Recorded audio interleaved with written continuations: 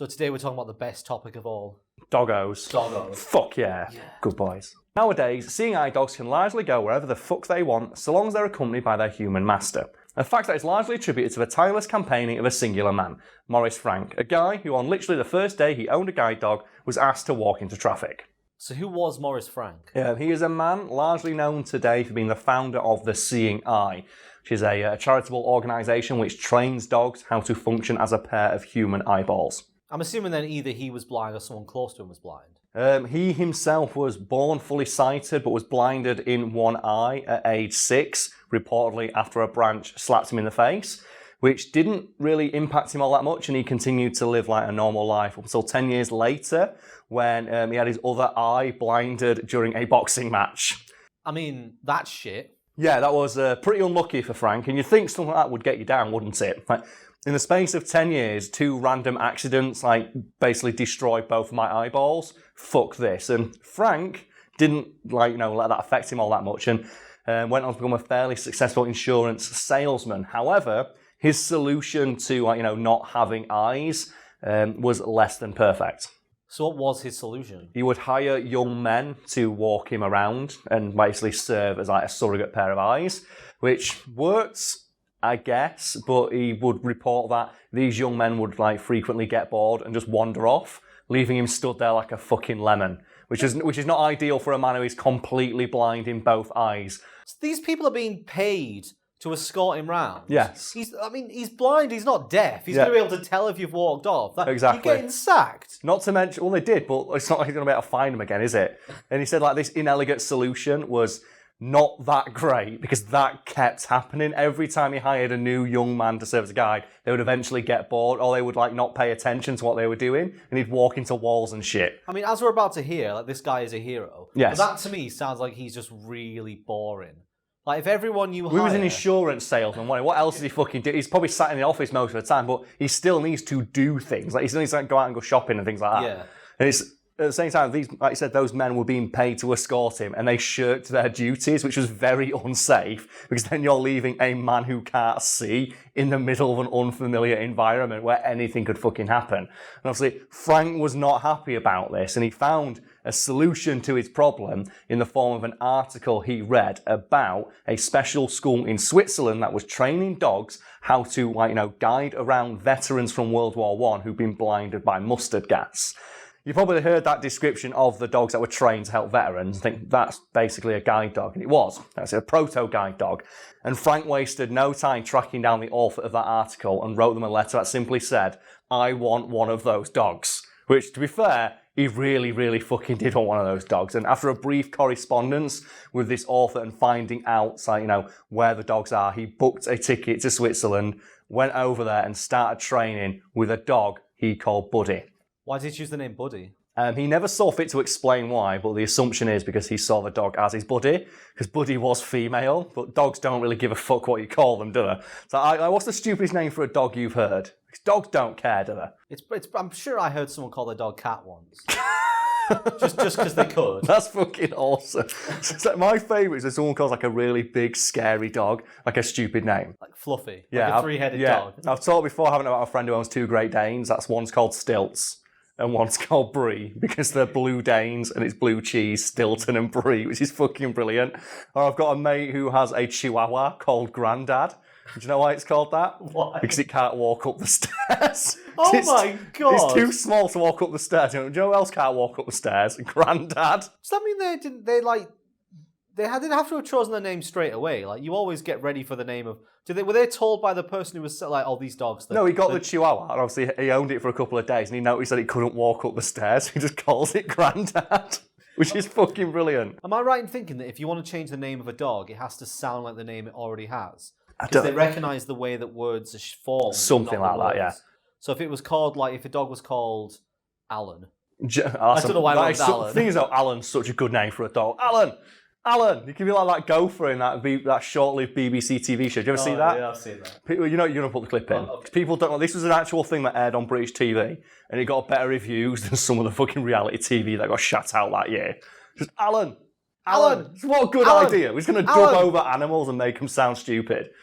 I want that. That should be all TV from now on. All entertainment media should just be dogs. The best one I've ever seen of that is a dog, and it was that dog where the guy's like, you know what I've got in the fridge. The dog's like, yeah. You know what I've got some bacon, yeah. I'm gonna cook the bacon, yeah. And then I ate it. And the dog goes.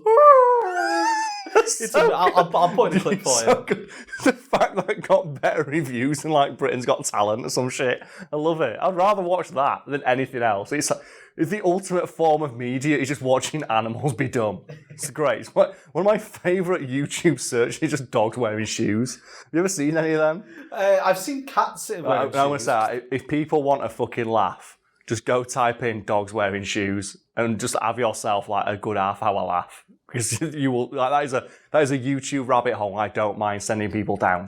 Do you remember when we were drunk that time and accidentally came across dogs falling downstairs? Oh, no. And it was just dogs trying to run down the stairs and getting towards the bottom and like stumbling and falling down. Before people think it makes it sound like monsters, they all get up at the bottom. Yeah, they're all fine. Yeah, because dogs don't care. Yeah. It's like you've been framed. If people don't know what I mean by that, there is a British like clip show called You've Been Framed, where they basically, it's like YouTube compilations like fails, but they have a single stipulation, that is, nobody in any clip is allowed to get hurt, so you don't feel bad laughing about it. And I've watched a lot of fail compilations where I don't think they had that stipulation in place.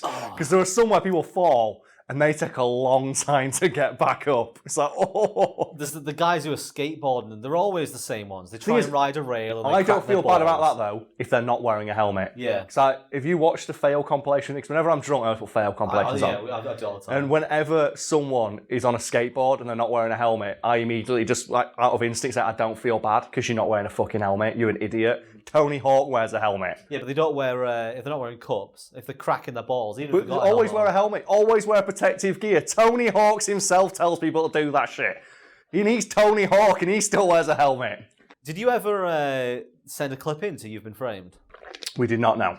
We sent one in. I think it was one. We might have sent more than one, but there was one, and it's one my mum has of me when I'm a baby. Okay. And I fall asleep on a potty and just like topple off it. Do you have that clip? I can ask my mum if you can get that clip, put that clip in, because Brad's never been in a video. Here he is. There we go. Put that fucking clip in, and let's talk more about this dog. So get back to Frank. Yes. What happened with him and Buddy? And they trained together for the first couple of months of 1928 until the bond between like man and dog was unbreakable.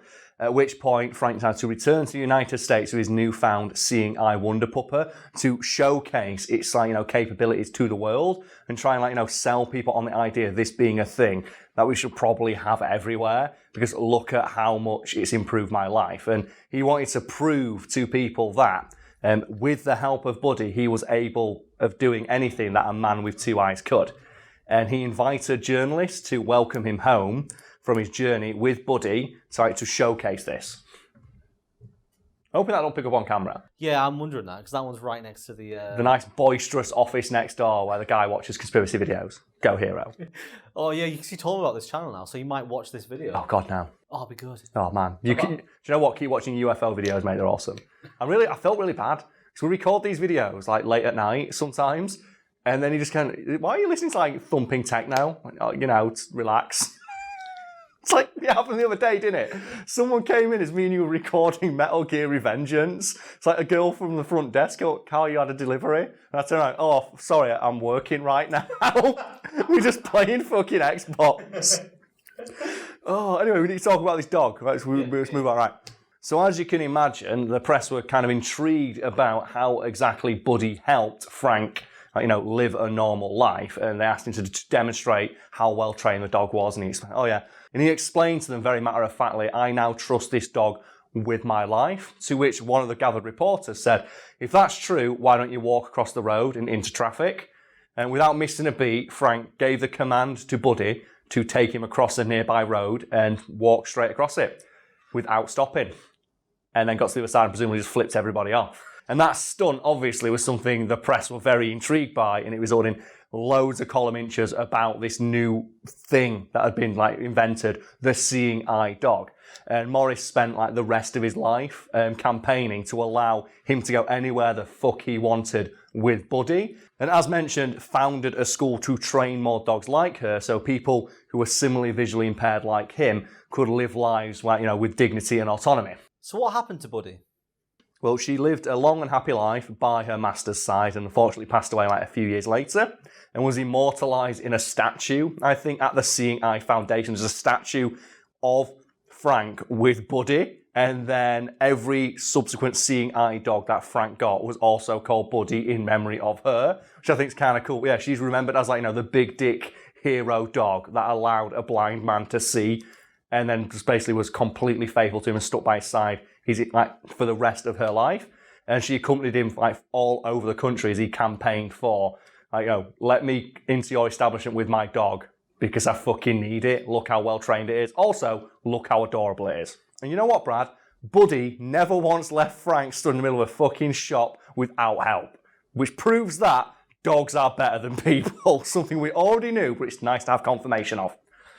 What a dick those guys were, man. I can't believe I've been paid actual money to just walk around with a blind dude and just say, oh yeah, there's the milk. I'll pick it up for you. Even if you're not being paid, who was walking around with a blind person who just walks off?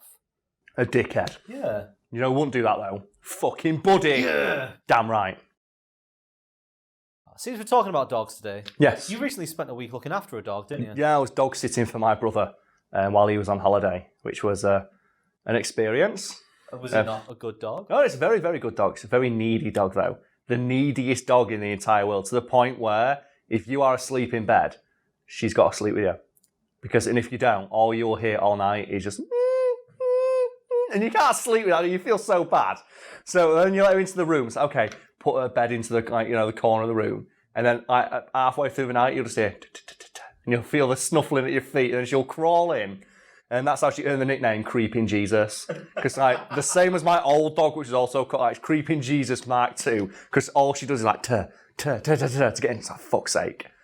Yeah, I've dog sat for a dog before that's similar to that. And obviously the dog won't sleep unless it's next to you. Yeah. Yeah. So you can't move in bed because if you try and turn, you wake the dog up. Yeah. So you feel really bad. And then you have to get a position, just stay there. And then it has to press itself against your back. And even when you just sat on the sofa trying to do work, it's like, I'm just going to go get a cup of tea. Follows you into the kitchen to get the cup of tea, follows you back to the chair. And I wouldn't mind it, but you don't even get a break when you're trying to take a shit because I'm sat there on the toilet, hungover as I often am. And I just the dog headbutts its way into the bathroom and just sits there staring at me. And nothing makes you more nervous pinching out a loaf and just a dog looking at you thinking, what are you doing? I'm imagining there being that scene from Game of Thrones where Drogon's just staring at Jon and Dany, but with the dog instead. Oh, God. So I try to get a shower, she climbs into the shower. It's like, for fuck's sake! The one I was not that bad. Yeah. Climbs into the shower when you're taking a shower. You have to lock her up, but while you're having the shower, you can hear over the roar of the water cascading over your body. It's oh, God damn it, I'm trying to relax. It's so bad.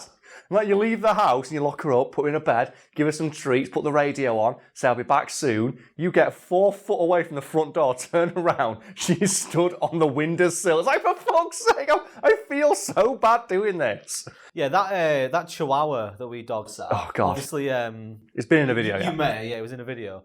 That one was the one where if you left the house and as you're walking away, you could just hear the whimpering just get quieter and quieter, and you just feel so bad. We can showcase how needy she is though, because I did take a few pictures while I was there, and in every picture I took, you can just see her in the background staring directly at me. I did think that was a bit odd because you kept putting a picture saying, "Oh, the dog's sitting," and the dog was looked like it was staring you down. It is, yeah, because it's wondering what are you doing. And I'm like, why are you not giving me that cup of tea? Why are you not paying me attention?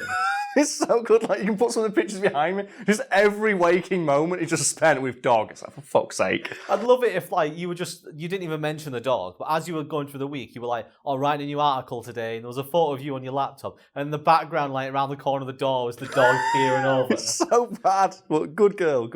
She did very well. I hope my brother enjoyed his holiday, because I sure as fuck didn't.